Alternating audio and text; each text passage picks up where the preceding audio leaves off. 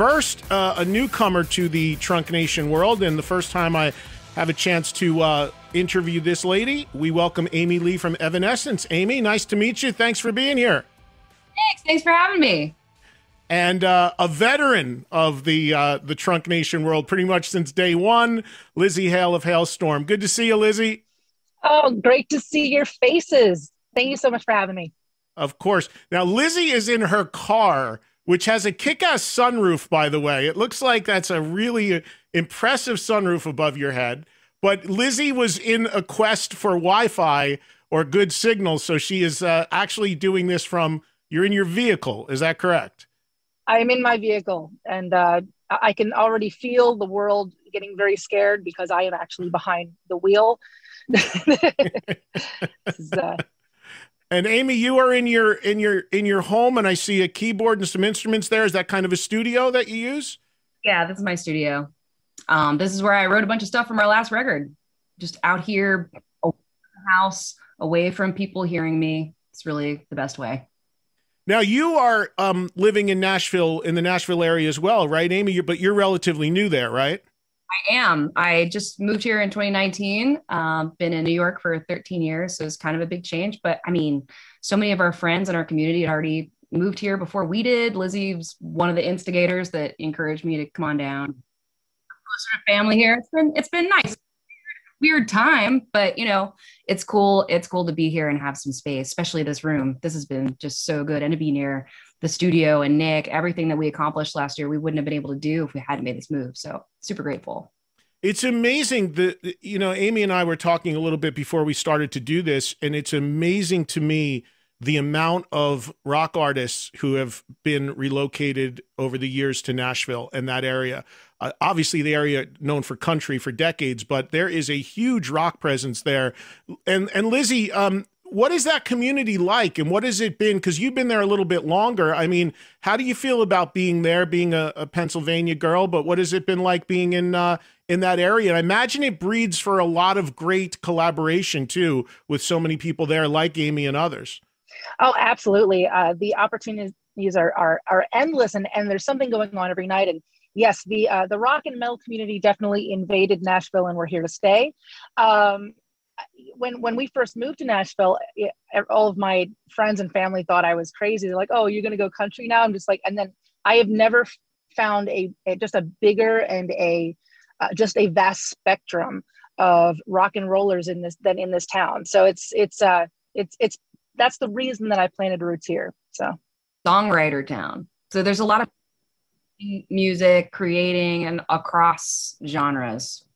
Well, let me ask you this before we move on to a bunch of stuff we need to talk about. Of course, we're going to welcome in our audience. We have a great audience that has some questions for the ladies that they're going to be asking, and that's the whole part of doing these is to include the audience and their questions.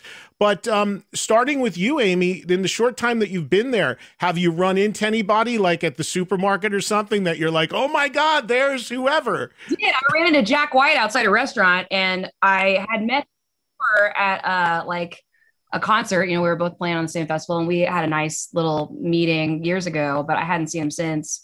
And I passed him, and I was with my little boy who was like, you know, 4 or 5 at the time. And I was like, I have to go back. I have to turn around and go back and just say hi. And it was really cute. And I was like, hey, name my son Jack. And he was like, cool name. But yeah, it's definitely a place where you can run into people, and people are pretty casual down here about all that. Lzzy, for you, in the time you've been, who's been the big like surprise for you? Well, there was one point in time because I started befriending, you know, all of these cats that live here, and there's something that goes on. Well, it used to go on before COVID, BC, called the Rock and Roll Residency here in Nashville, and it's a bunch of guys that get together, and then whoever's off tour. So there was one point in time where I'm surrounded by there's Kip Winger, the Sandy Denera from Joan Jett and the Blackhearts. Rachel Bolan from Skid Row, and we're all doing a Judas Priest cover. And I'm like, what is life right now? This is amazing. So I've gotten to play with some of the guys in Aerosmith, and obviously I've met some of my idols. Tom Kiefer lives out here, but the Korn guys are out here. Megadeth is out here. It's just like, you just see people all the time. And same thing, I bumped into Jack White too. I think he gets around.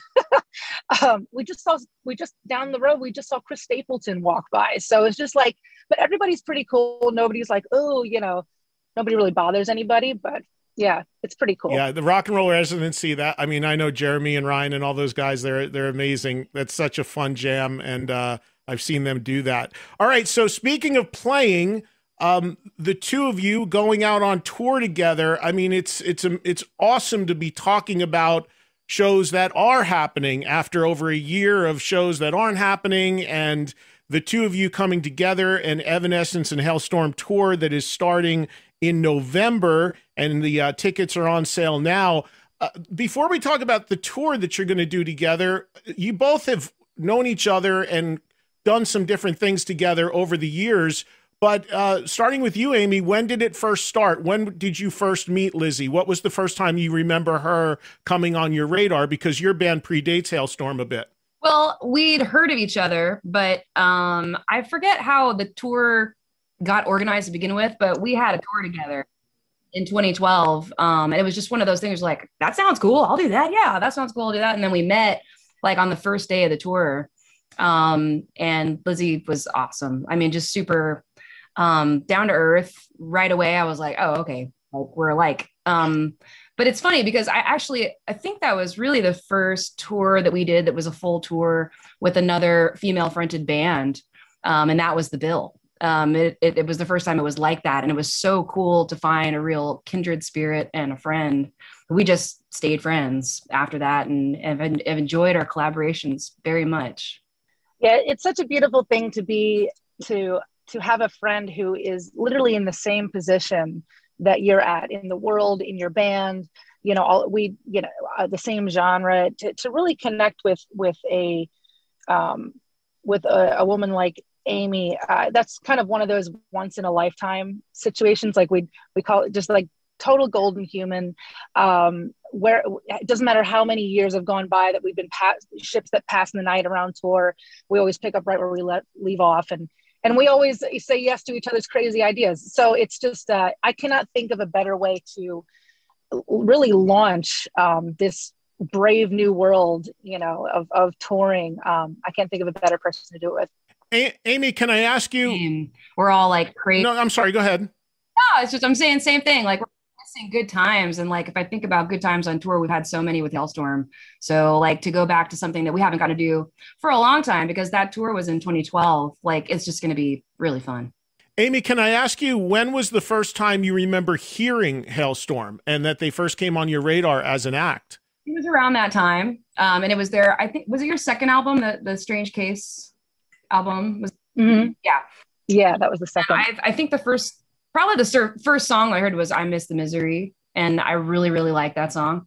And then for me, a big thing about being in any band, but especially chicks in bands, I don't know why that is, but it's like, I want to know if you can really do that live, because there's so much that you can pull off in the studio, but it's really hard to get in front of that power of the band.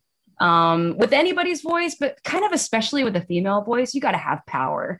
And I remember watching that first night and being blown away by her voice. Obviously, she's an amazing guitar player. Well, I don't even know if that's obvious. She's an amazing guitar player as well. But vocally, I was just like, okay, we are in something good here. Like, this is going to be a good tour.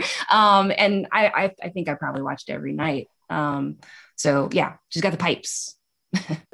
We're both vocal nerds. Well, and Lzzy, for you, when do you first remember hearing Evanescence? Because again, the release of the first Evanescence album was a few years prior to your, at least major label debut. So when do you remember hearing Amy sing and her band? And did it have I imagine it had an impact on you as an aspiring rocker yourself? Oh, absolutely. We weren't, anywhere close to being signed yet. And, when I heard Amy for the first time, it was Bring Me to Life. It was the first single, but it was on 105.7 The X, out of York and Harrisburg, Lancaster, Lebanon, our local rock station. And I just remember your voice coming in, Amy. Like, I still remember this. We were in the car. I think we were going to a gig. We had the family conversion van with the donkey trailer carrying our gear. And And I remember hearing your voice and being like, oh, Jesus, turn that up, right? And that's the kind of music that I love. It's like that you weren't expecting to hear on the radio, but you turn up the volume. And I just remember feeling like, oh, thank God, because there's somebody there to pass the baton, to be like, oh, hell no, I'm here and I'm a girl, and girls in rock are a thing. We've talked about this a lot. Yes. We've talked about this a lot, where it's, I don't know. Oh, I forget where I was going with that because he just distracted me. I'm so sorry. People are we're in the studio right now. But I don't know. It was just, we've talked about how when we were kind of first showcasing for labels or first meeting label people, they kind of looked at me and they're like, oh, dude, like girls in rock aren't really a thing. So we don't know what to do with you. And then Amy kind of proved that completely wrong. So yeah, it opened a lot of doors. I think like the fact that could be pushed forward to like helping anybody else, really, it's actually been a cool, like surprising thing for me, because it didn't seem like I was the first at anything. I looked up to so many women in the 90s. I mean, Shirley Manson and Veruca Salt and Hole. There was a lot of stuff going on in the alternative moment. But then there was this change somehow in, I don't know, like 2000 or something. And suddenly girls were like pop, girls were like the bubblegum thing, and boys were like the super masculine hard rock thing. And suddenly it was vision, and it was hard to say, I don't know. I always thought that being unique was really cool. And when we started getting that same kind of push, oh, well, sorry, there's nothing else like this. I was like, that's the plus. Isn't that? Yeah, you want to be like somebody else and you just fade away. You want to be unique. You want to stand out. So yeah, that's a fight for sure. But we all had to face like, sorry, there's nothing like it. It's like, well, how about we'll be the one and then check it out. I don't know. Worked out. So yeah, Amy, I think it worked out pretty well because 03, the first Evanescence record, Fallen, to date in the US alone, about 7 million copies, and worldwide 17 million.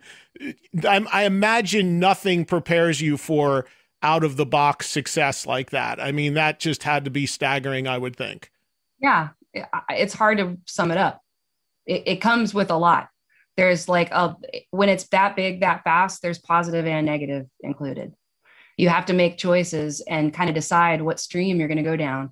Is it going to be about keeping the instant fame like alive, keeping the mainstream world paying attention right now and striking while the iron's hot, and not making it about the quality so much as the business and the money making and the staying in people's face real quick while you can and accepting every opportunity possible till you burn out and explode? Or is it about making art and you're going to do what you're going to do and take the time it takes and say no and make people really mad because you won't do everything they say and you have your own brain. And I have fully believed, I'm glad to see at this point that we've survived the way we have, because we took the second road. I took the second road. And it's been something that hasn't been easy, but it's totally worth it, because I can stand by all the work that we've done and what our band has become with total pride. That it's always, every time I listen to it, even the old stuff, it's like, yeah, I'm still proud of that. That was good.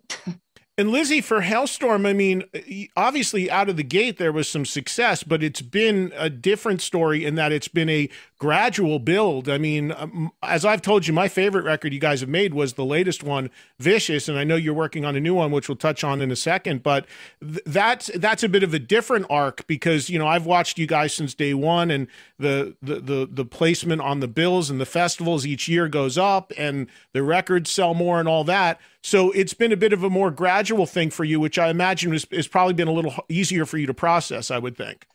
Oh, absolutely. I've always felt lucky for the slow ride. We've I've been in this band longer than I haven't been in this band. I've been in this band since I was 13. It's been my lifelong obsession.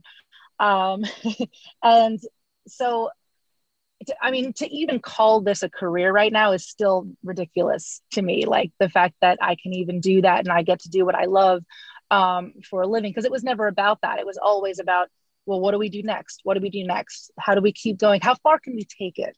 Has always kind of been the MO with Halestorm. So So yeah, it did feel like, as much as obviously you get overwhelmed at certain points in your life, believe me.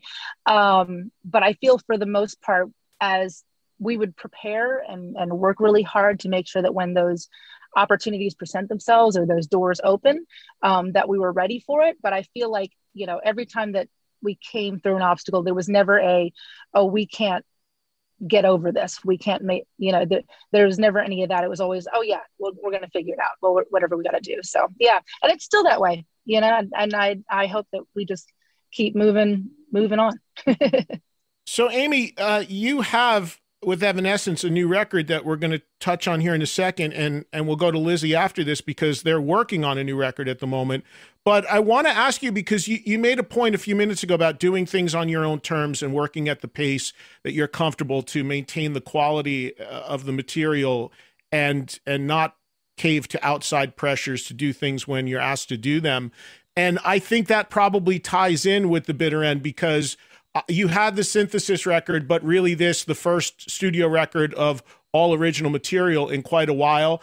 And people, I imagine that as much as it feels good when people say to you, why did it take so long? Because they want the record. There's probably another side of you that wants to say, hey, it's got to be good. And by the way, life happens too. You've dealt with some personal tragedy. I mean, there's a lot that goes on. So talk a little bit about the creation of the Bitter Truth and how things have played out to get to this point. Yeah, it's so hard to sum up life, but life just is constantly surprising. Good, bad, up, down. Like, you never know what's around the corner. And I think that from a young age, I've known that. I experienced tragedy in my early life, losing my sister when I was 6. And my family I have a great family. And the mental process behind some of that, some of what we learned together has been, you just got to live for every moment. And you don't know what's next, but don't be afraid of it. Like, just live in the moment now and don't miss what's happening around you, because this is life. This is it. And you don't know if you have tomorrow. So you kind of have to seize it. That's been a beautiful thing and remain true in my life. And when we've made albums, every single experience has been different. Every single lineup has been slightly different between every album. Changes happen. People have to move on. It's like a relationship, and breakups and, all of that. It's just such an interesting thing. So the time in between, for me, every time I take a moment in my head where I allow myself to let it go, to not let it be my entire identity, to where if I never make another album ever again, then I don't know who I am anymore. I know who I am, and it is part of me. And it's come back to me organically every time and been something that my heart truly desires. And the sounds that come out that sound like Evanescence, they're really me. And that I know for sure, because I never forced it when I wasn't ready to. It's always something that came from a real desire and a real place. And I love this album so much, more than I can even say. I was just listening to it today just for fun. It's the best feeling in the world to be able to come together with your friends, rely on your friends when you're stuck, and put your whole heart into something and just love it with everything you have and give it all you got, and then be able to listen back and go, yeah, that's really good. Like, that's better than it would be if I just dreamed it up and, farted it out.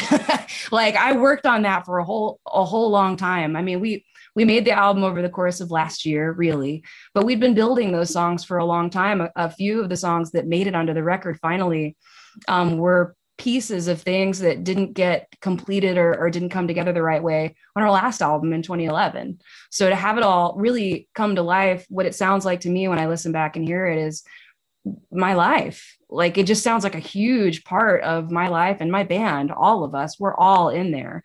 It just feels really good. So the experience was good for me, especially through last year, which was I don't even know how to sum up last year. It was just full of and anxiety and so many things spiraling out of control, where you just feel like, what the fuck? Like, we really, don't know if we have tomorrow for real. So let's put that in action, and be our best selves right now, because what if it's the last day, So like, really, really making that come true and making this album it saved all of us. It made all of us, every one of us in the band, feel like we had a reason and a purpose last year instead of just, you know, feeling depressed and out of control. Yeah, it's awesome to hear that, because it's coming up, as you know, in a couple of years on 20 years since the release of the debut, which is crazy to think about. But it's 4 or 5 records in the catalog, so you've done records when you felt it was right to do records, and the material was there. And as a result of that, it's very rare for me to hear an artist say, "Hey, I can look back on everything in my catalog and I really like it and I'm really proud of it." A lot of times they're like, "Oh, I don't want to talk about that one," or whatever. So it's great that you feel that way. That's a really refreshing thing to hear. I have plenty of stuff that I've created that sucks. I just don't put it out. And the fans, many of the ones have been asking for the same shit over and over for years, and I am not going to put it out. Sorry. You heard a snippet? That's all you're going to get. Lzzy, let me ask you, again, I love Vicious. That's already a few years ago now that you put that out. You did do an EP in between then and now, but where I know you're working on the record, I know you're in with Nick doing the record. How is the progress on it? How are you feeling about it? And when can fans expect it? It's going great. We're actually kind of in an 11th hour. Everything's starting to really congeal and just reveal itself. So we're at the tail end of it. We already have a first single picked, and so that was just happened. And so you're definitely going to be hearing music sooner than later. As far as the release date of the record, I don't have that yet, but it's interesting. What Amy was saying about, you know, your mindset and what you do music for. You know, I think a lot of us were questioning that over the past year and change about, okay, well, why am I still doing this? Who am I without touring? Who am I without, you know, all of the normal things that make my life normal? And we took, or at least I can't speak for the guys, but I took writing when there was no real schedule because we didn't know what was going to open up. I took to writing to kind of have that be my escape, have that be my stage, have that be, you know, so what you're going to hear on this record is a lot of that, a lot of me placing myself in this spot, you know, in this communion of people that I feel most comfortable. And this is, you know, just surrounded by everyone that loves the same music that I do. So I can't wait for everybody to hear it. But yeah, Nick he finished making the Evanescence record, and then we were right behind him. So you're passing the baton yet again, Amy. He followed you. By there today. And I drive by there all the time, and I think about you. And I'm like, I'm not going to drop in. That'd be weird. But I was driving around, like, I got a ticket. I got pulled over yesterday because I had expired tags, and they were expired like a year. It was bad. And I was like, okay, shit, I'm in trouble. So I had to go right past you guys to go to the county clerk. And whenever I go past, I just think about you guys, and I wonder what your new song sounds like. Tell me when I can come by and hear it.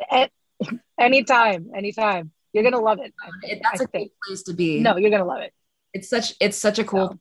And a shout out to Nick, for those listening, is Nick Raskulinecz, who is the producer who's worked with Halestorm and Evanescence, is doing the new Halestorm, did the last Halestorm, did the Evanescence record, and is a regular listener of this show and texter to me about any time I have artists on that he's produced, he's texting me, and he's or I'm just talking about rock, he's like, I got to chime in on that. So I think he's been on with me, or at least on my radar, almost more than the artists themselves, because he's such a fellow rock nerd. So you got to love that. Yeah, he's so passionate, and yeah, he's a fan of music. And I know that sounds surprising, like, oh yeah, a music producer that isn't a fan of music. There are a lot of those. There are a lot of those types of producers that are not fans of your music, let alone really listen to your genre. So it's just great to be working with a producer, you know, that just loves the same kind of music and knows what we can do.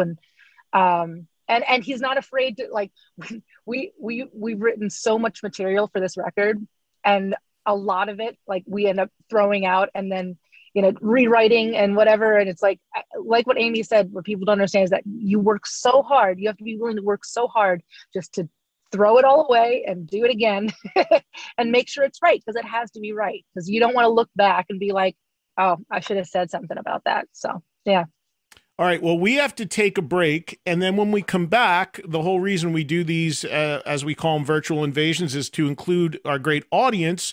So let's take a break and come back. And we've got some great questions from people who are watching and listening virtually over Zoom. And we're going to bring those folks into the broadcast right after this as we continue with Lzzy Hale and Amy Lee and the Trunk Nation virtual invasion, of course, Halestorm.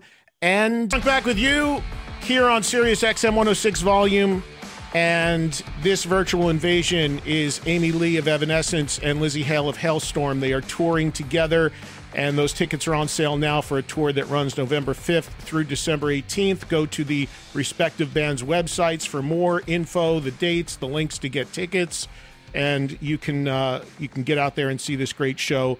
And those tickets again on sale now. The new album from Evanescence, The Bitter Truth, is out now. And as we just heard, Lzzy and Halestorm are in the studio working on their follow-up record to Vicious, and hopefully a single coming soon, and the record coming at some point shortly after that. Okay, let's get to our audience questions right now.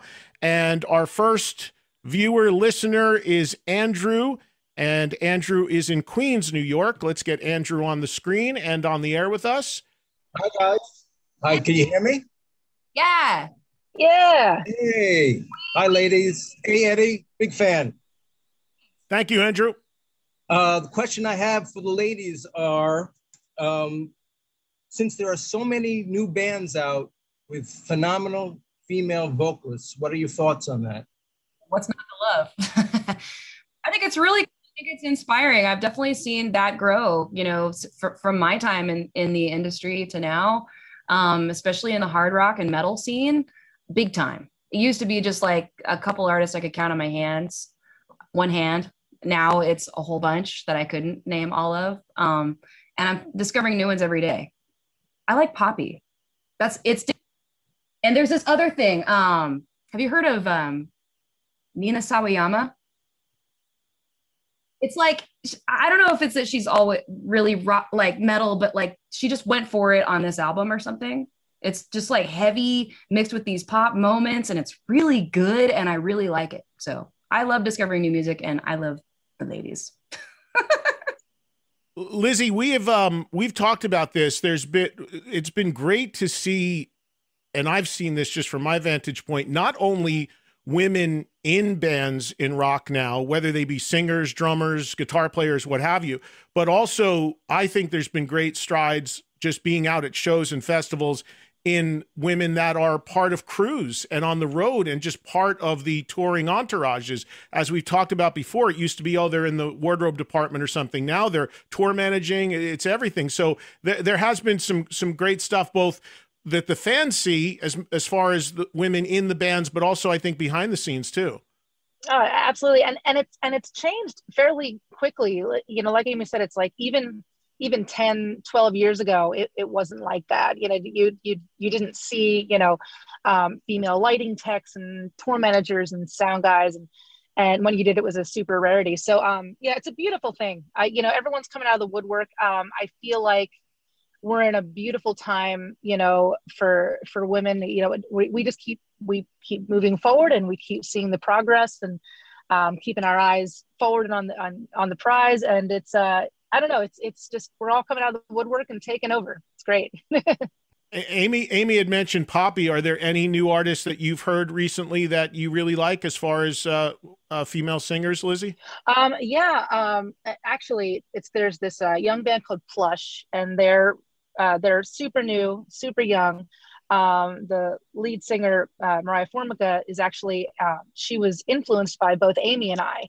And so it's kind of this beautiful thing to see. There was one point in time that I was actually playing with this girl at an outdoor festival, and it was her opening up for me and me opening up for Joan Jett. And so it was this beautiful, just passing of the baton, just like, this is an amazing feat. So I really like those guys. Lil Czar, this reinvention of Juliet Sims, I'm really into right now. Same thing with Poppy is amazing. I like Amy said, it's just kind of coming at me. It used to be we would have to dig to like find the females in this genre, and they're just they're falling right into our laps, right in the boat. Yeah, not a new artist, but I got to give a shout out to the new Pretty Reckless album because it is my favorite record they ever made, and I love that record. I think it's amazing, and Taylor's voice on that is just insane too. So let's welcome Jordana. Jordana, you're on with Amy and Lzzy. Welcome.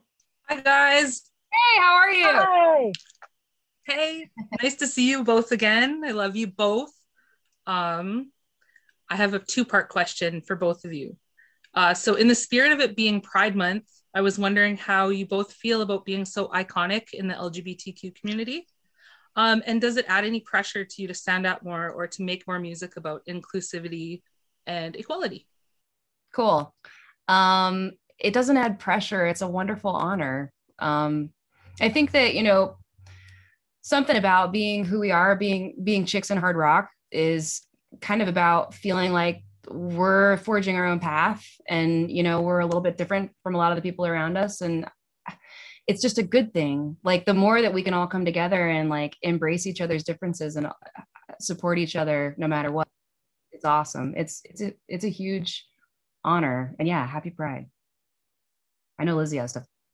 Yeah, no, it's like Amy said, it's a beautiful honor to you know, to have been welcomed with open arms to the LGBTQ community. But yeah, music has given us the ability and the platform to be, you know, as I say before, unapologetically ourselves, and to stand up for what we believe in.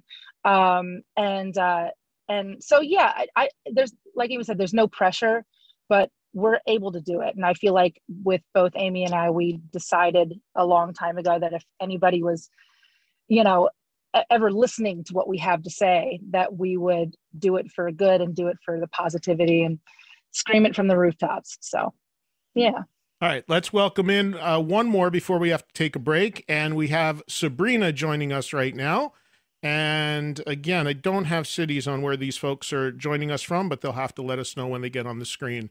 Hi, Sabrina. Welcome. And where are you calling from today? I'm good. I'm not Sabrina. I'm her mother. Hi, darling. You know. Hi. Good to see you. Good to see you too. Are you filling in for Sabrina? Because your screen says Sabrina. Yes, I know. She had to leave. So I'm doing her question for her. Oh, is that okay? Awesome. All right. Of course. Okay. Of course. Good. Okay. She wants to know, what was the first song that you loved from each other's library? Yeah. Well, we were talking about that earlier, and my answer is I Miss the Misery first, but I love that whole album that you had at that time when we went on tour together. There's a bunch of great songs. I remember really connecting with Going Under on your debut, and also Tourniquet. And there were just a lot of really great gems. You know, I know everybody always talks about Bring Me to Life, and that was obviously how I was introduced to you, because first single and all. But yeah, there's so many good things, and yeah, we're on that, which was cool, and we got to sing it together. So that's true. That's true. There's that one too. When you guys play together on this tour that's going to come up, I imagine, have you talked about this yet? Are you going to do some crossover within each other's sets? Are you somebody going to jam with somebody at the end? Have you talked about any of that, or too soon? The whole script of what we're going to do in November now. Give away all the secrets. Yes, we have been talking. You have been. All right. Got some ideas. They're not firmed up. We got some plans. We'll do something. There's too many great things that we could do, and so we have to narrow that down. Or else we're just going to take over the entire night. Will there be a third act on the bill, or is it just the two of you? Yeah. I don't know when that's going to be announced, but we will have somebody opening for us, and we've been plotting that recently. Okay. Yes. Wow. Very, very cool. All right, let's do one more break, and we'll come back. We have a few minutes left here via email that we want to include, and I'll hit you with these. This one comes from Jeff Thompson. And Jeff writes, what exactly was the progenitor? Wow, that's a big word from Jeff. That's above my pay grade. What was the progenitor for getting you all together for a 2021 tour? Was it the pandemic or something you both always wanted to do? You kind of touched on this a little bit before. You were not really sure how this totally came together, but obviously you're friends, you've worked together before, you've been on shows together. Was it just something that you both talked about, or something managers and reps did? How did it first come on your radar to play together and do this tour? Yeah, this was deliberate. yeah. This one was deliberate. Yeah, the first time was like, oh yeah, that just kind of came together. But yeah, this was premeditated. But yeah, like I was saying before, it's like I just can't think of a better person, to go out on tour with for our maiden voyage and to the arenas. The first one, I don't know how it came about, but this one was just like, now we know what we. Yeah. Yeah. Oh yeah. I like it. We got far too much fun. All right. We have an email question here. This is from Blake Whitaker, and Blake is in Greenville, South Carolina. And Blake wants to know, how did the time off due to COVID affect your creative processes? So we'll start with you on that one, Amy, as well. How was the downtime? Obviously you made a record during it, but how did that impact what came out on the record, I guess? It just made it all more urgent. Not just about the lockdown, but everything that was going on. It was just like the world was on fire, and it felt like this moment where it was like, it's time to go. Like, we can't wait another minute to do what we're going to do. If we're going to do it, the time is now. And it really lit a fire under us. Even though everything became more challenging, it did. Our guitar player, Jen, is in Germany, after the first 4 songs that we did at the beginning of 2020 and after the lockdown. We've had to work with her remotely ever since. I haven't seen her since then. And we tried to get her here for a live stream really hard, and it was impossible at the time due to travel bans. So it's been challenging in multiple ways, but it's almost like the more challenging it was, the more we wanted it, and the more that we knew that we wanted it. And I think this has been a really productively creative time for the creatives, where for me personally, like, isolation and time stuck at home without anything to distract me from what I really need to do, it's actually a good thing and part of my natural process. And it was kind of forced on, and it's like, okay, this is what has to happen. I'm going to spend every day doing this and focusing on this. So for me, creatively, it was a positive thing, I think, for my whole band. Lzzy, how about you? I know you did a lot of virtual stuff too. You were active online and doing stuff with other people and your own performances. And then of course, I'm sure writing and working on this record you just recorded, right? Yeah, we in the beginning of the pandemic, it was weird. It's almost like I wasn't even writing for a record. I knew that maybe there would be an impending record coming up, but just kind of writing to write, and writing, like I was talking about before, writing as an escape, like I said, placing myself there in front of a crowd, because I really did miss that. That was a huge chunk of my identity that I had to kind of learn how to not only how to go with that. This has been the longest it's been the longest we've ever gone in our history of being a band without a live show. Because even when I was 14 years old, I had like a bowling alley gig twice a month, so it's like it was a big change for us. But yeah, like Amy said, it forced a lot of us to be creative. I did a lot of collaborations. I said yes to a lot of different adventures that I probably wouldn't normally say yes to if we were on tour. So yeah, I don't know. It put us in a kind of backwards place, but I'm grateful. I'm learning to be grateful for that time, because it made me look at music differently, and it made me look at, try not to take anything for granted, and everything that, like Amy said before, everything that you put it out there like it was going to be your last, so yeah. I should mention real quickly that I've been mentioning the tour you're doing together, which starts in November, a bit down the road. But for Halestorm, Lzzy, I know you have some shows lined up in July, and you also have a couple scattered appearances, including on Rocklahoma, which I host every year and I see you at usually. So you've got a few scattered things that people should go to the Halestorm website and see those dates. And for you, Amy, is there anything live for Evanescence prior to the tour that you're doing in November with Halestorm? I don't have anything booked right now. We are looking forward to November and just like plotting our revenge till then. I'm not totally opposed to things coming up before then, but we've had to postpone our European Within Temptation tour like 3 times. By the time we finally do the tour, it's going to have been a whole year since the original dates. I am really tired of postponing and canceling things, so we're playing it a little bit safe. I don't want anything to happen. Leave in November. I really do. But we'll see. You know, if something cool comes.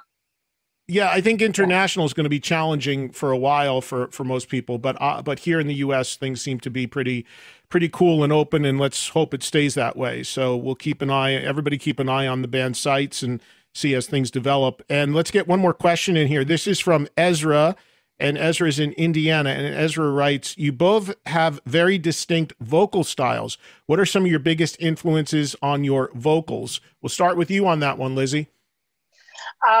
I grew up listening to a lot of my dad's music, so it was a lot of Ronnie James Dio and a lot of Deep Purple and you know, all of that. And then I discovered Heart, and everything was over. Like, oh wow, Ann Wilson can do this too. So probably one of my biggest influences as far as female vocals go is probably going to go to Ann.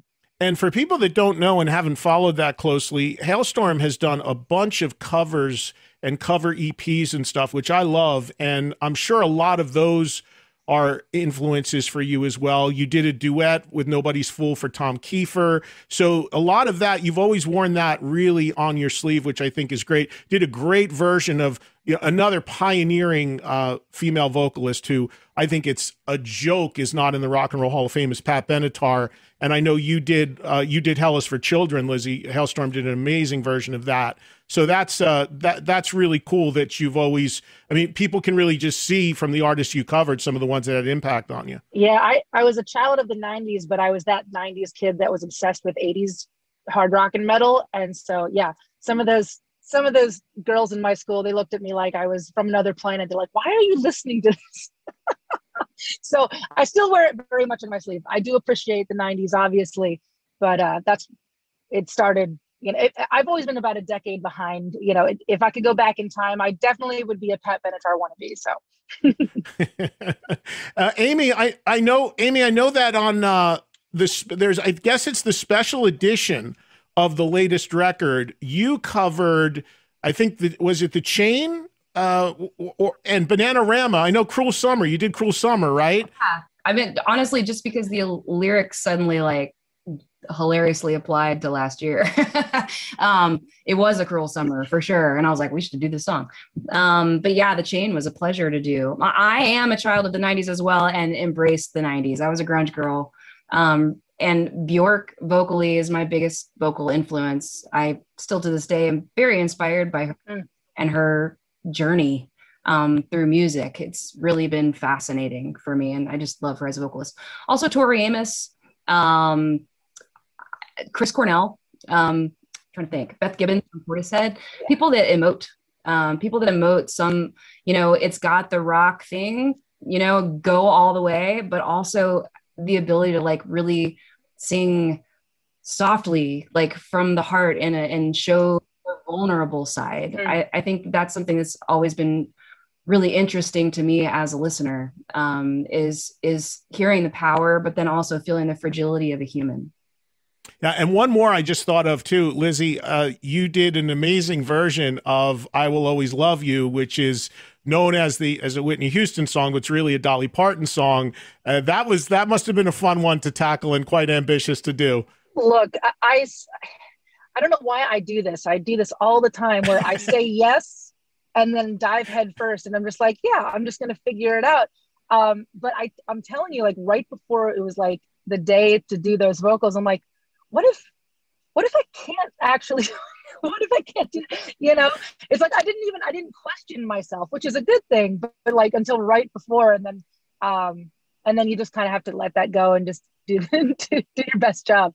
But yeah, no, I think I secretly like doing that to myself. I like just kind of throwing myself head first in the shark tank and figure it out as I go along. It feels good to be challenged like that, no matter what, you know? Yeah, you're doing it to yourself, which is kind of, I'm just like, that's dumb. I have free will here. And I do that every time we make music, and I make the songs way too high, and then I have to go out and sing them live. And oh yeah, why did I do that? I knew better. I do this every time. Why are they getting so high? I was just going to say that. I say this to artists that I love and the singers that I love. And I was like, do you ever wonder, like, you're painting yourself into a corner because in 30 years, 40 years, you got to sing that? And so we all know there's those freaks like the Steven Tylers of the world that can still do it, but there's most people cannot even come close. And it's like, I would worry if I'm an artist, like, man, am I painting myself into a corner here that I'm going to regret in 30 years? But I guess you just got to go for it while you can do it, right? Yeah, you can't think about that because you can think your way out of it. Like you can think your way out of being able to do it too. Like the mind is such a crazy thing, and it's very much it's a huge part of what we do is that mental capacity. So yeah, we don't ask ourselves those questions. Just like, nope, it's just going to be this way. Everything you've got in this moment right now today, like there's no tomorrow, and then figure out what's going to happen. Yep. Figure out what's going to happen live in November when you get to November, and you get to rehearsals and figure it out, because it's just one of those things. Like you're either going to do your best or what are we doing here? Like it's got to be your best right now in everything you've got. So yeah, we're fucked.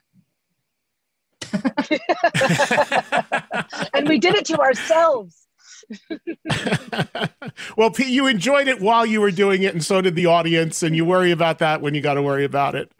So, ladies, thank you so much. It was a pleasure. Appreciate the time. Best of luck on the records. Of course, Amy, your record that's out now, doing great. And Lzzy, can't wait to hear the new record coming. And best to both of your bands as well. And Lzzy, send my best to the band and all the guys as well. Great to see you both. Everybody check out the tour, Evanescence and Halestorm, starting in November, and tickets are on sale now. Thank you, ladies. Appreciate it. Thank you for being part of the Trunk Nation Virtual Invasion. Thank you, everybody who's listening and who watched, and we will see you again on Volume soon. Coming up, a check-in with Taylor Momsen of The Pretty Reckless. Eddie Trunk back with you. I love the new album from The Pretty Reckless, Death by Rock and Roll, still my leading candidate for Album of the Year for 2021. Thought it would be good to check in with Taylor Momsen once again, get a little update from her about the band, and also a brand new single featuring two members of Soundgarden. Here's Taylor Momsen.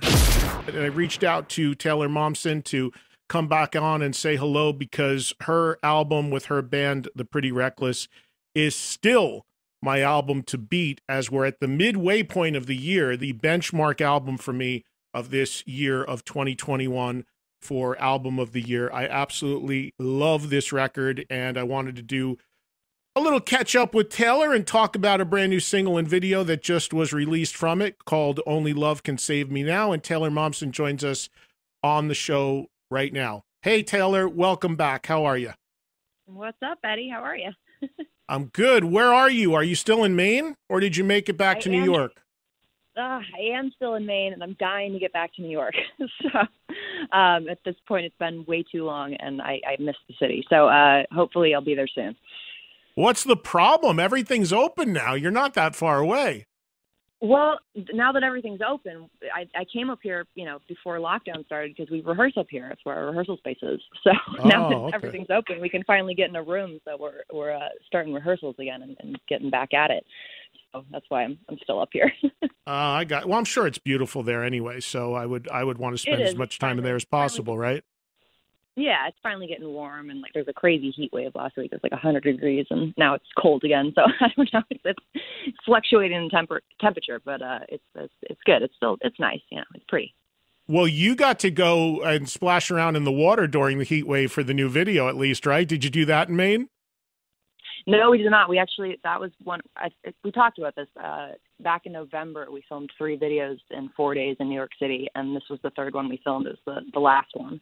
So it was actually done in New York, well, technically Brooklyn, but it was cool, man. It was basically the treatment was living in the eye of the storm and, representing the craziness of the world right now. And we essentially just made a hurricane inside, which was pretty nuts.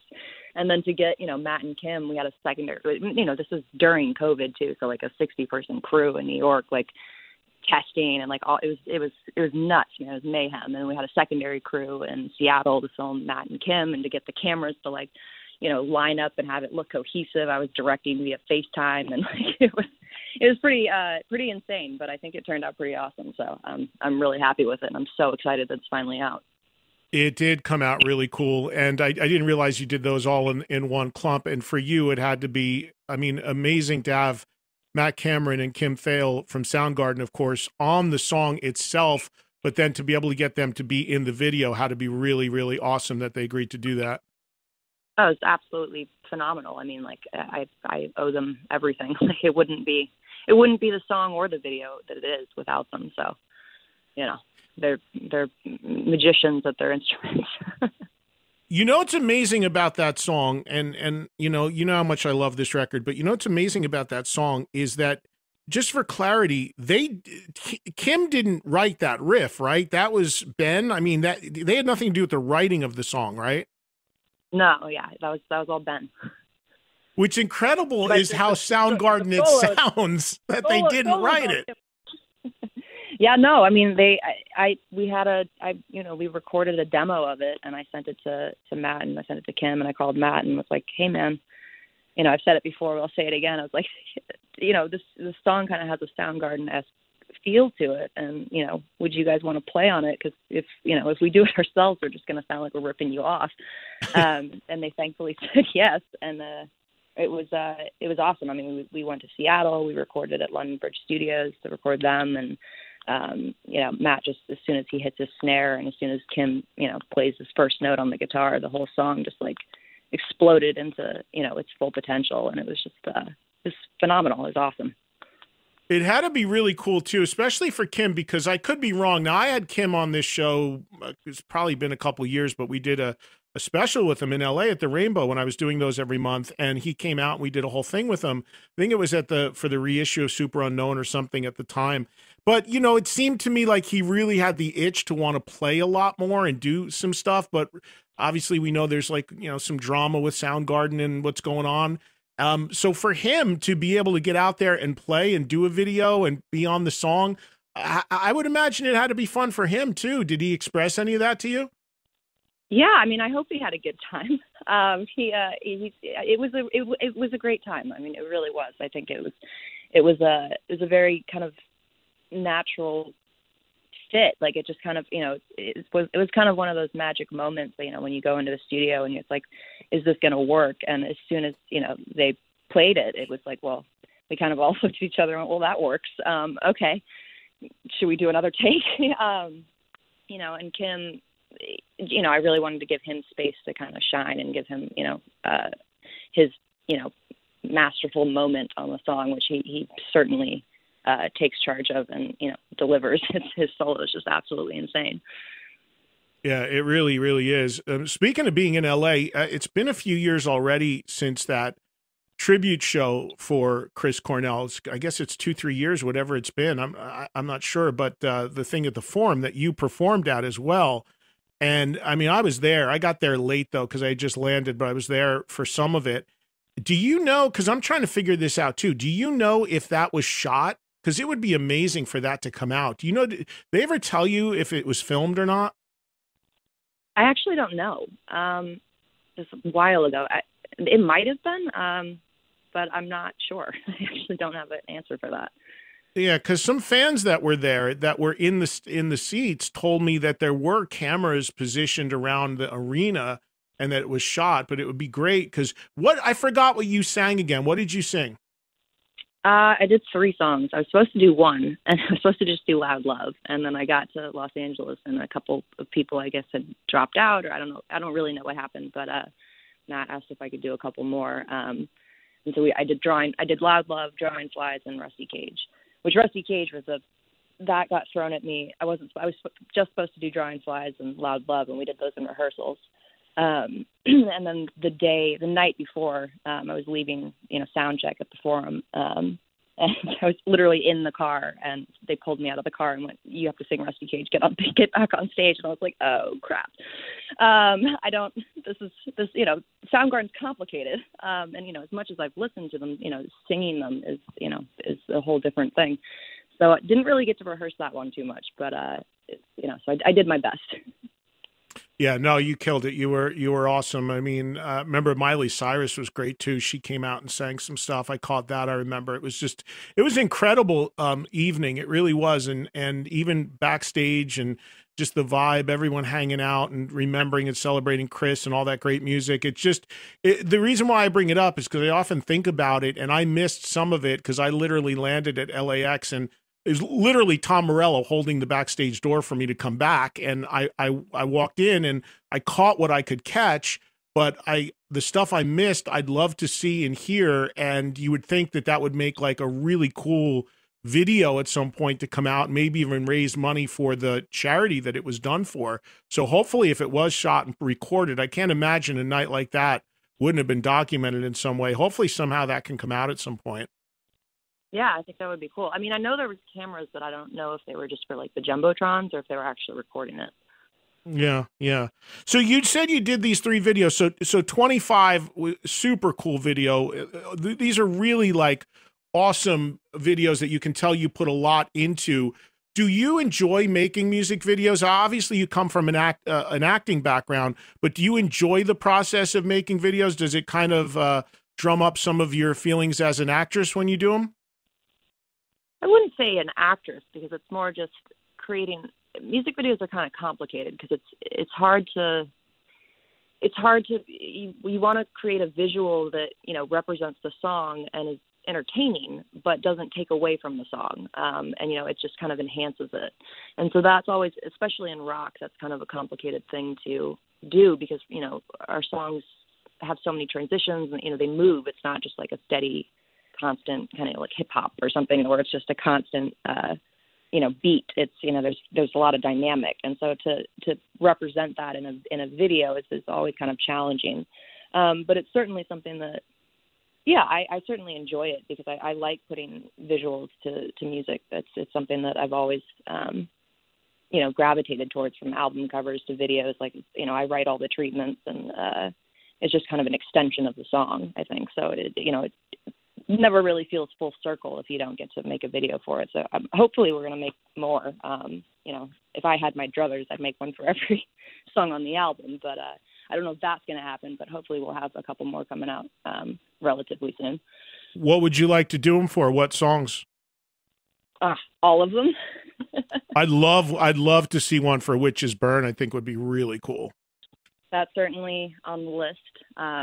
It's hard to narrow down the list because, you know, as soon as I write like 3 out, then you add 3 more and it's the whole record. So we're gonna figure that out soon. Yeah. And let me ask you about this, you know, beyond the songs, now that I've lived with this record for a long time and love it so much, beyond the songs, your vocal, the performances, everything on it being so stellar, one of the things I really love about it is the sound of the record. You know, there are a lot of records today as a fan that bother me because they're what they call brick-walled, where they're just over-compressed. You don't hear everything. I love a loud, punchy record, but I also love to hear everything. And I think sonically your record sounds amazing. I love the mix of it. Can you talk a little bit about, you know, who you did work with on this record? I know we've covered in the past Kato and how important he was to you, but moving forward, when you worked on this record, a guy, I'm looking at the credits, by the name of Jonathan Wyman, what was his background and how did you, I mean, that had to be a really important decision, I would think, you know, not working with your producer of so many years, working with somebody new on this. Talk a little bit about that and what he brought to this project. Well, John's an old dear friend of mine, and I've known him for years. He recorded some of the acoustic stuff we did on Going to Hell, like some of the bonus tracks. And so I've known him for a long time. And, you know, after losing Kato, we were kind of in a very dark place, and, you know, going to, you know, a big name or a big producer or someone like that, it didn't feel right to us. You know, we were so involved in, you know, the songs, and like, we really needed to kind of, be in a safe space, I guess, with someone we know and someone we trust. And John's a fantastic engineer and a fantastic producer. He started out, I mean, he used to work in New York and stuff, but he kind of got out of the rat race, I guess, for lack of a better term, and opened up in, now works in Maine, and his whole plight, his whole thing is just make it sound good. Like that's all he cares about, is make it sound good. And that's really what we were looking for. And he's like a big teddy bear. He's such a sweet guy, and so nice, and was so understanding and supportive of where we were at mentally at the time. So he really kind of allowed us to be who we needed to be at that time. We were kind of falling apart and trying to rebuild all at the same time. And he was very understanding and supportive of that, and kind of just helped guide us through that really rough time in our lives, and help us make this album and make it sound great. Yeah, I know you and Ben. Do it without him. Say that again. We wouldn't have been able to do it without him. I love him. Yeah, I know that you and Ben co-produced the record, and he recorded and mixed it, and just sonically, I just think it sounds awesome. I mean, it just sounds so great to crank up, and you, like I said, it's loud and punchy, but you still hear everything. And I think a lot of that, unfortunately, in the times we're in with music and the way people listen to music and these compressed streams and bad audio quality and whatever. I mean, I'm a CD guy. I have the CD. To crank the CD up and just hear everything so cleanly and so perfectly without it being painful to hear is something not a lot of people accomplish. And I just think that I wanted to give him a mention, because I don't know him at all, but I just thought that sonically it sounded great. Thank you. Yeah, I mean, that's something that we certainly strive for, because I'm like you. I like to hear everything. I don't want it to be just this giant mush of wall of sound. I want it to be loud and punchy and all those things, but you still want to be able to hear, everything that's being played. And so that's, and John did a, phenomenal job at, accomplishing that. Yeah, no doubt. Hey, so we have a caller or two that want to say hello to you and ask you a question. I know you said you'd be okay with that. I won't keep you too long. And but before that, one more from me. So here's my question to you, Taylor. Things are opening. I start hitting the road this week. There are a bunch of festivals announced. Every day I'm coming on here announcing 3 or 4 tours for this year getting announced. What's going on with you guys? Are you sitting this year out? Because I haven't seen you pop up on anything, and I'm dying to hear these songs live. Are you sitting it out till next year, or are you going to do stuff this year live? I think we're sitting it out till next year, but, that comes... that decision was made very, believe me, I'm dying to play them live too, but, that decision was a hard one to make. But, in all honesty, like, by the time, we haven't played a show since December of 2017, and we haven't been in the rehearsal space. So, like, we need to, I really wanted to, instead of just jumping back out on the road really quickly, since we can now, we've never really had the time before, really get in a room together. And, I really wanted to take months in a room with the band and really up our game live. And, so when we come back out, we're really kind of a new band, really make this a new band that is better, better than we were before. And so when we come out, it's really, something to see. That being said, we do have, 2022 is almost fully booked. We start in the spring with a couple of arena tours with bands I'm not allowed to say yet. Then we have the festivals in the U.S. and Europe in the spring and summer, and then, and then we're off, 2022, 2023.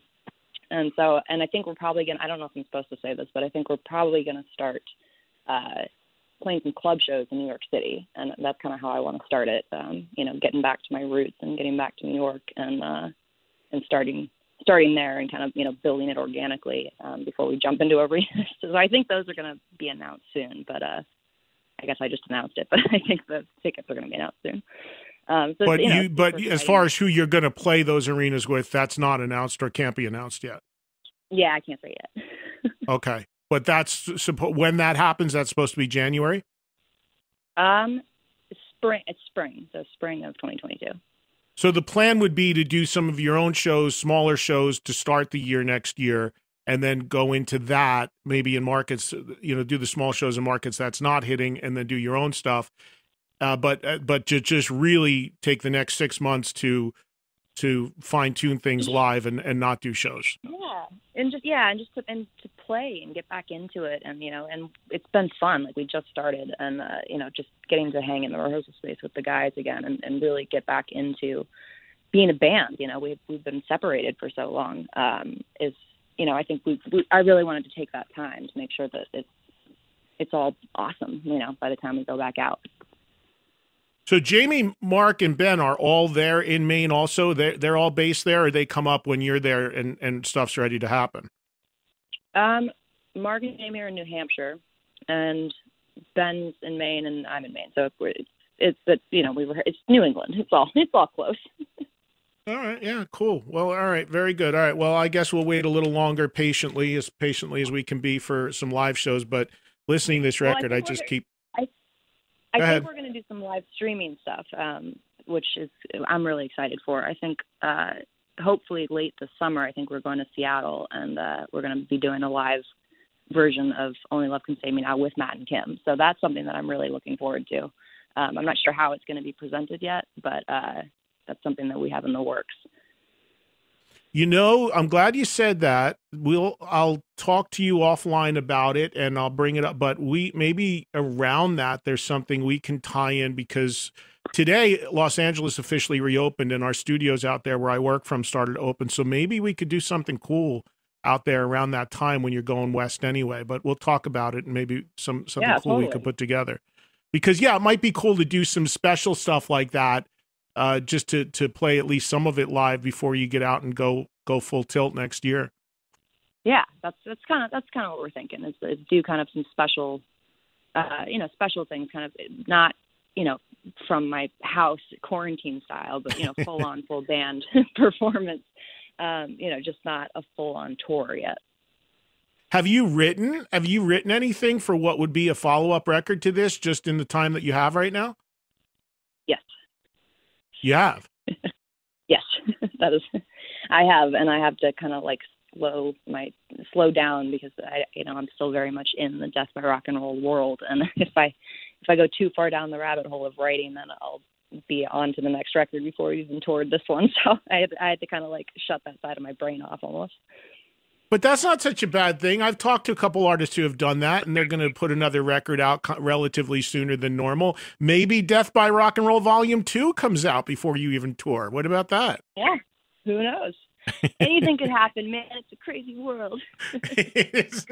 Well, you wrote a song about that too, so that was a couple albums ago, but you covered that. All right, look, I'm going to let, since you've been so gracious to say hi to the audience, I'm going to let you, I'm going to grab a couple calls and let some of the audience say hello real quick, and I'll let you go. I won't keep you very long, but we have some people that would love to say hello to you, if that's cool. Yeah, absolutely. All right. Let's get Keith in Baltimore, has been waiting for a long time, wants to say hi to Taylor Momsen. Keith, you're on the air. Go ahead.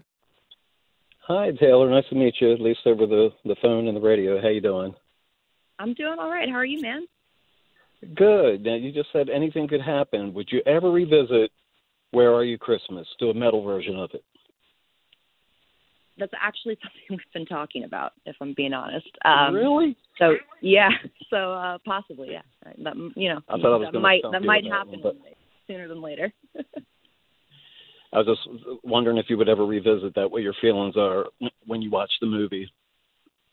I don't really watch it. Like, it comes on every Christmas, and, you know, it's on TV. And so, like, I'll watch, like, a few seconds of it, and then I get uncomfortable because it's weird to watch myself. So I flick it, but flick the channel.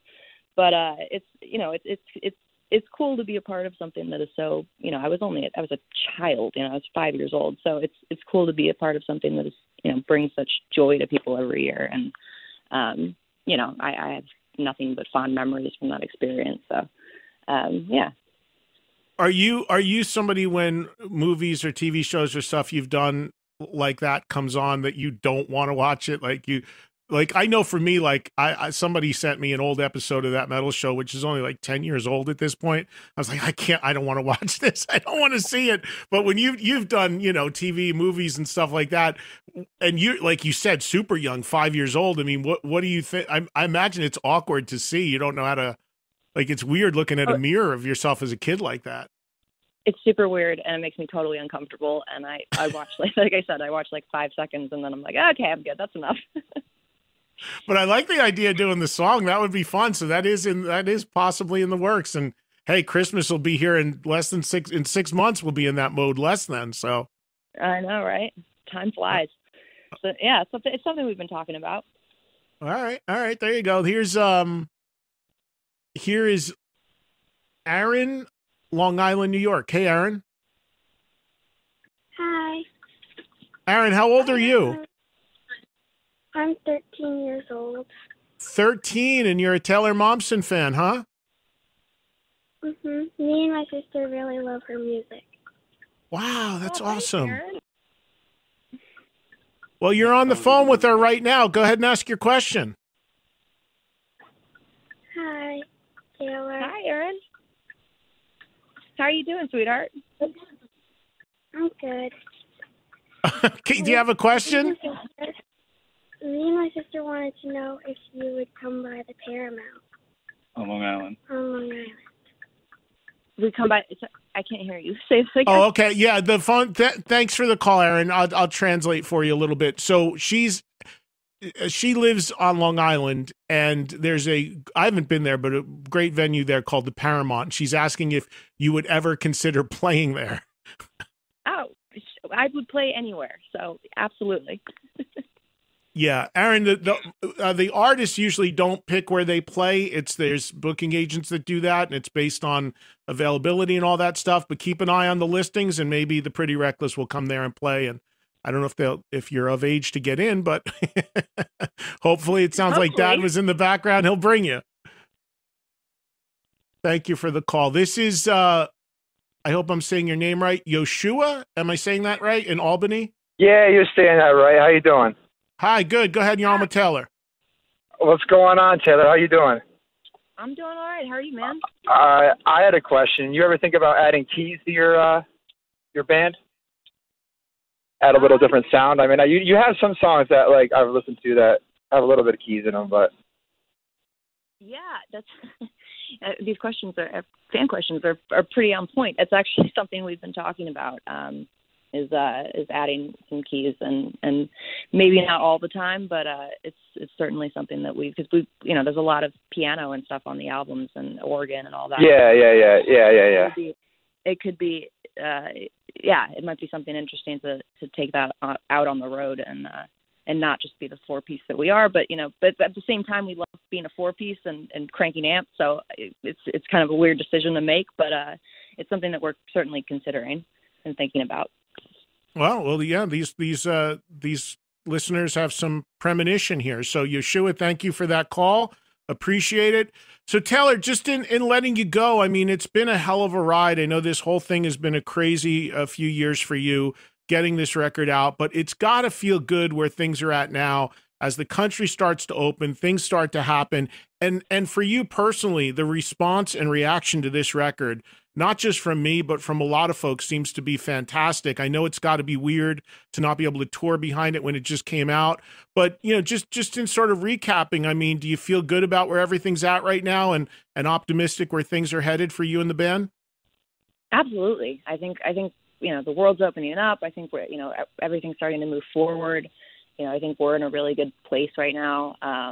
We put out, the first 2 singles, both of them went #1, and like it's like you said, it's very weird to not tour on it, right away. But at the same time, it's kind of cool to kind of sit back and see, the reactions of everyone from a different standpoint. And so when we do get out on the road, hopefully, it won't be a brand new record, and maybe the fans will know the songs and stuff. So it'll be kind of a new experience for us and a new impact. It'll be brand new in one way, but at the same time, the fans will know the songs.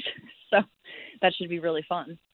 Yeah, that's a good point. There's a lot of artists that put out records and they go right out on the road before sometimes the record's even out.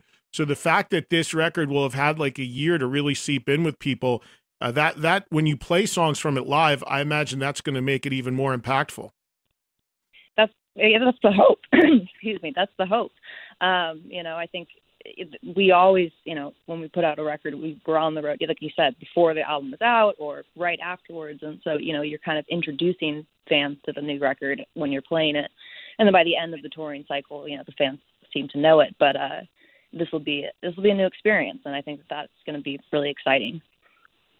Last question. You had members, you collaborated on this record with Matt Cameron, Kim Thale on the current single, Only Love Can Save Me Now. Again, the video's out for it now. You had Morello on a track on here. Who's out there? Who's the number one person, not counting those people because now you've done something with them, but who's the number one person for you personally? Like if you could collaborate with on a future song, on a record, is there someone out there that you haven't connected with that you'd love to do something musically with?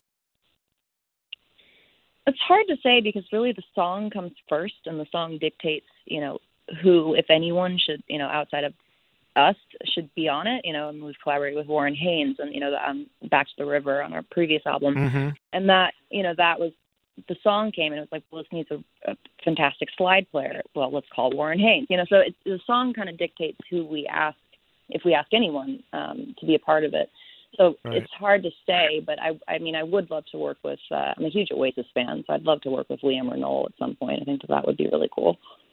Yeah, I don't think you'd get them together, but maybe separately on separate tracks. maybe I'll write 2 songs. It'd be great if you just got them together and then you just had the record end with like a 3-minute track of them just yelling at each other and cursing at each other. It'd be awesome. Right, that's the song. There's the song. You don't even need the music. Just record them yelling at each other. Oh, God, you listen to those guys talk forever and curse at each other forever. Did you see the Oasis documentary? I did, yeah. You absolutely need subtitles in it, too, but it's just... Oh, yeah. No, they're so funny. I mean, I think they're so funny. Like, I love... Like, I YouTube Oasis interviews and stuff all the time because they're so funny. I find them absolutely hysterical. They broke the mold with those guys. So talented too. Like they're both so great. Yes, of course. But I mean, and if you follow Liam on Twitter, he's great too. Like he just like you got to appreciate people who just give no fucks, and that's what that guy is. Mm-hmm. It's incredible. Oh yeah, absolutely. And they're add to it too. They just add to the comedy. Oh God, yeah, for sure. Well, Taylor, great to catch up with you, and enjoy your time. I mean, relative downtime, because it sounds like 2022 is going to be pretty crazy for you and the band. But I can't wait to see you and see a live show, and we'll keep cranking the record until that point. Amazing. Thank you so much, Eddie. It's great to hear your voice again. Same here. We'll talk soon, okay? Sounds good.